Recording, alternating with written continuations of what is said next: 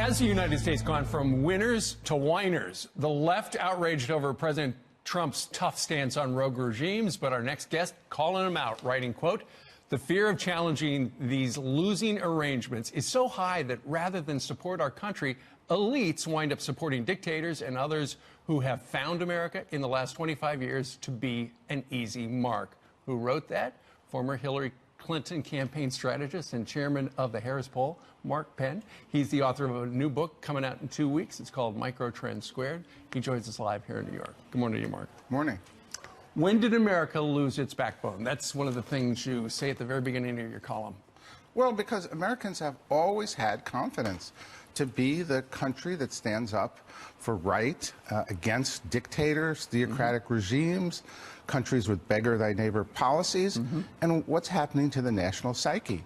I think after Iraq and the 2009 financial crisis, Americans are too concerned about standing up. Oh, my God, the sky is falling every time you push back on one of these regimes. If you don't push back, trust me, they're just going to move forward. Look at North Korea. We know North Korea's got, they're developing nuclear missiles. The whole world knows that it's a danger, and yet the media's gone overboard, you say, and essentially whining about the fact that President Trump is cracking down on them.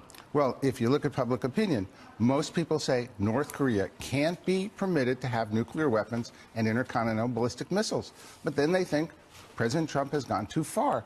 It's not about who's president. Any president has to stand up to this regime or they will walk all over us as they did in the past. Then you look at the tariffs that the president has suggested imposing on across the board, 25% for steel, 10% for aluminum. It's all about keeping the American worker in his job. Look, I can't say whether that's a good policy or not. They're legitimate concerns. But the fire trucks are rolling down the streets here again.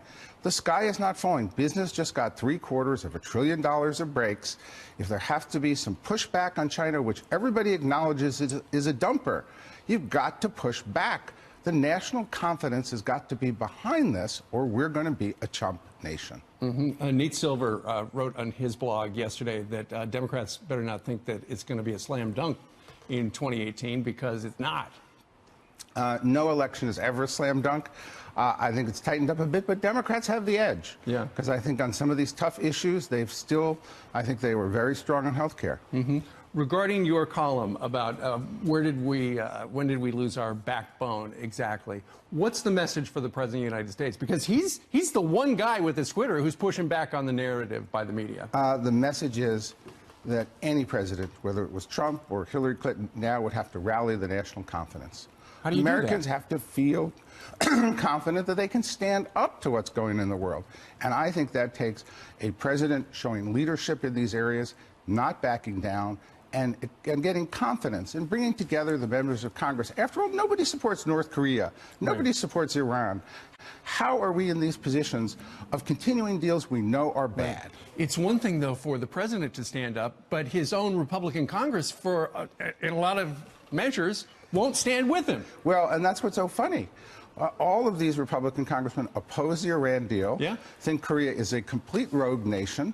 Where are they when it comes time to stand up? Good question. All right. Mark Penn, new book coming out in 2 weeks, Microtrends.